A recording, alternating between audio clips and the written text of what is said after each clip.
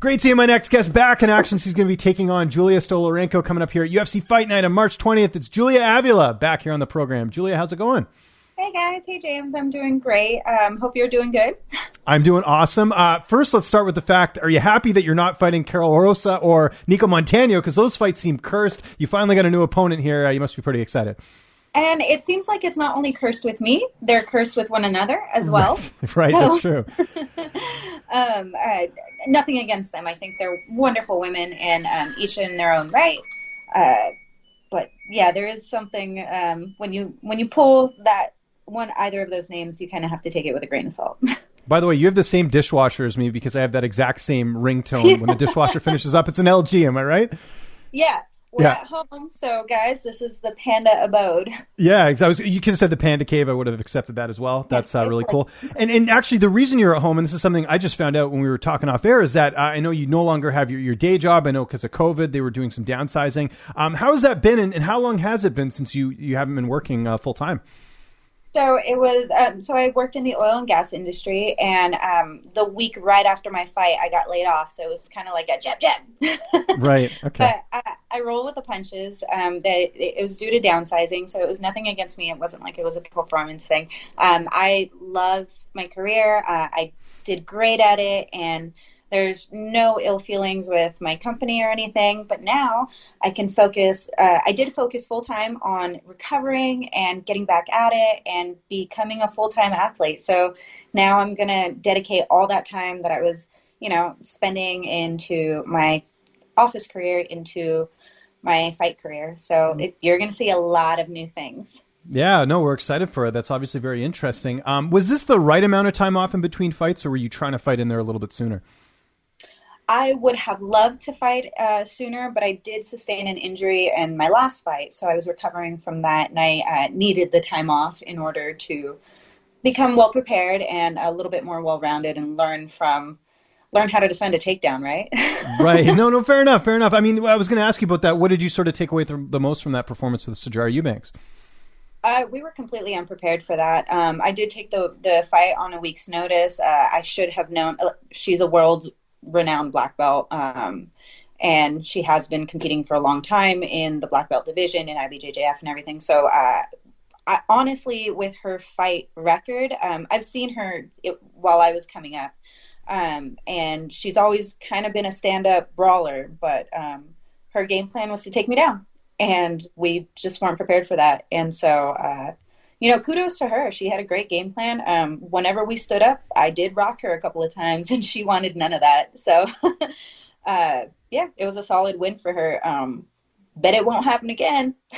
There you go. No, I like the honesty about that. And like you said, the preparation, maybe not what you wanted and all that, right? So that's good heading into this matchup. Your opponent, she's got a 9-4-1 record. What do you know about her? How do you feel like you match up against her here?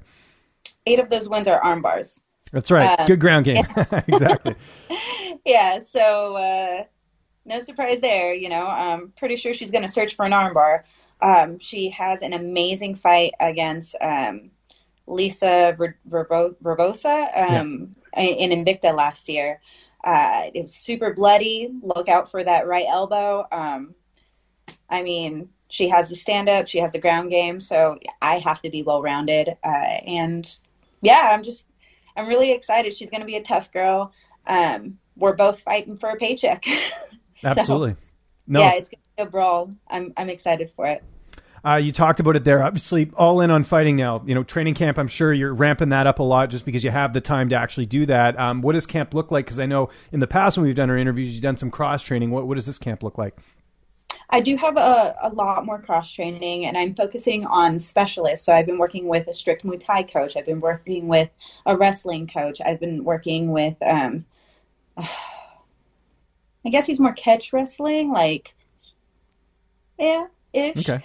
So I've been working just with a lot of different specialists, and it's my job as a mixed martial artist to bring it all together. So it's, I'm really, really excited. I don't necessarily ramp up my training because I do train in an abundance as it is. But I have been focusing a little bit more on recovery, which is huge for me. If you know anything about me, it's really hard to get me to sit down. So it's that has been a world of difference for me, especially with these old bones.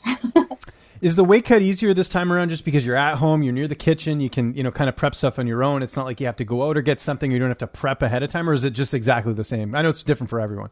It's never been difficult for me. I'm a very, very dedicated athlete as, when it comes to diet and restrictions and everything, which there isn't much. I see a lot of people posting like, oh my God, I'm so hungry. It's like, you're not hungry, you're fine. Like, and if you are hungry, you're doing it wrong. Right. Yeah. But no, yeah, I'm doing great as far as my weight goes and cuts and everything. So I'm feeling really good, really strong, really healthy. Yeah. Good. It's good That's times excellent. Who's going to be in your corner for this fight? In this fight, actually, so I have 2 of my teammates and my husband. My husband's always in my corner. I wouldn't go anywhere without him. He makes sure I survive. I have my one teammate, Randy Ray, who is going to be acting as my head coach. And then I have my other teammate, Beck Blevins, who will be our pad holder, our strike. And so it's kind of funny. So the 3 of us were referred to as the Bantam Banditos. Okay, awesome. I like this.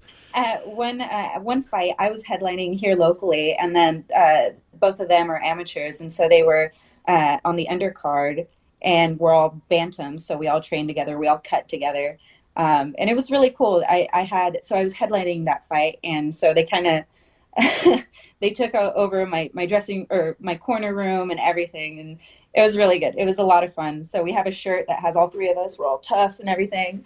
Yeah. So it's going to be good to have my friends there, my best friends, and my husband, who's my rock. Awesome. How's the fight playing out on March 20th? How do you envision the fight unfolding? So she's tough. We're going to fight for our namesake. Mm-hmm. She's very, very tough. I'm not going to be able to knock her out. And I have come to terms with that. However, I do want a ref stoppage. I am coming out for blood. I'm coming out for a paycheck. I'm coming out to put a stamp on this division. I have had a major setback with my loss, but I think if I come out with a definitive win over a decision, then I can start climbing the ranks again and going towards my ultimate goal. So I know it's going to be difficult. I know she has great jiu-jitsu. So I don't know if I'll be able to submit her. I'm kind of hoping I will, because that'll be easy. That'll be fun. But I really just want to beat the fuck out of her. Which, I mean, nothing against her. She seems like a nice girl. That's awesome. I think that's the first time I've ever heard you swear in an interview. I like it. The passion, it's here. Maybe this getting rid of this job thing has made you turn into like a heel, like they say in pro wrestling. I don't know. That's good. I like it. There you go. Well, I'm a really nice girl, but I'm a bitch of a woman. And when I get in there, it's, gloves There you off. go. You need to put that on a t-shirt. That's a good moniker there. Is the plan, if you come into this unscathed, to just keep that momentum going and kind of, keep on that path? Yes, I would love to have another fight as early as June. Depending on who's available. I know a lot of women are coming in. I know Alexis Davis, she just came off a win, but she had a really long layoff. Juliana Peña, she'll be fighting in May. So, I mean, obviously, these are girls that are really, really ranked. So I'm not there yet, but I know that they're coming back in the mix. Aspen Ladd is coming back in the mix. So, yeah, I think it's very probable for me to have a pretty good fight and with a worthy opponent in June, if the cards play out right. Yeah. So get back in there. Yeah. Like I said, not looking past March 20th. So we're just sort of talking about the rest of the year, sort of generally here. That makes sense. I was checking out your Instagram. A couple things stood out. Number one, I got to give you props. I saw that you had that post about, what was it? Fans were giving you a hard time because you don't wear a sports bra or whatever. You usually wear like a shirt. What inspired you to sort of acknowledge that? And what was the feedback like? Because I saw a lot of women's fighters sort of giving you the high five on that, saying, you go girl, that type of thing. Oh my gosh. It's so frustrating. People will message me out of the blue and they're like, what are you trying to hide? Are you fat? Are you, and this is like after a complete win. Strangers. I mean, it's just insane that people talk like that. Yeah. It's like, what gives it the audacity to have people just comment on my appearance? Like, I don't feel comfortable fighting in just a sports bra. And that's my prerogative. I am a married woman, and I'd like to keep, something's hidden just in case it can slip out or whatever.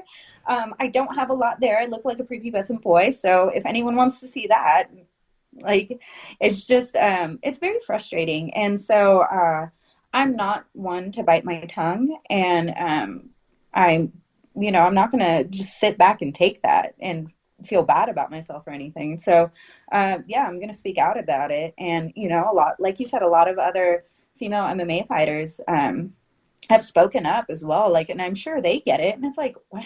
Who the hell is you?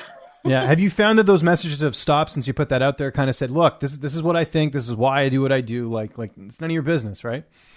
No, and it was only a handful of them. It wasn't very many, but as a lot of people say, you can get 1,000, kudos, but you get that one guy that's kind of jabs you, and you're like, oh. So I just wanted to clear my heart, my mind of that, and I don't get much hate mail.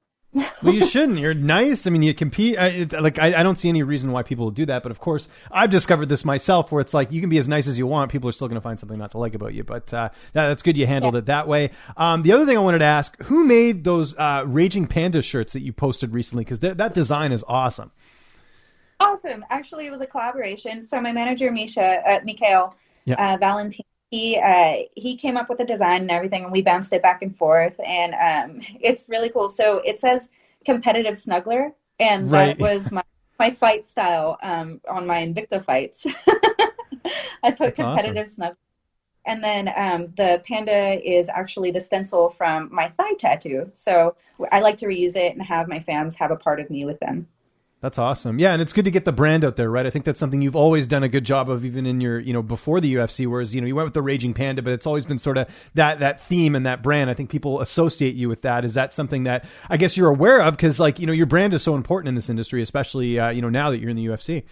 Yes. Yeah. So definitely. And branding and marketing, it goes hand in hand. And I think I really ran with that. And I kind of live up to it. So, it's good. I like it. And I like this fight, March 20th, UFC Fight Night. Julija, always appreciate the time. Just remind people where they can get a hold of you on social media. And if you got any sponsors or shout-outs, I'll give you the last word. All right, everyone. So you can find me on all social media platforms, on Instagram, Twitter, Facebook, at Raging Panda MMA. And find me on Peloton. We can ride together. Nice. It's the same at Peloton, or at Peloton, at Raging Panda MMA. And for my sponsors, please check out Inverted Gear for all your jiu-jitsu needs, Sanable for your striking equipment, Starting Strength for your weightlifting, Pioneer Belts for strength training equipment. Let's see. Locally, we have Parker Brothers Roofing and Evergreen Lawn Care. There's a lot of people that are supporting me. And if you want to support me, go buy a shirt at TKO Combat Sports, and every cent goes back to me and helping me in my camp and getting us out there. So thank you so much, Panda Nation, for supporting me, and I won't let you down. Make sure to subscribe to the LowKick MMA YouTube channel for all the latest news, event previews, and interviews with some of the biggest stars in MMA.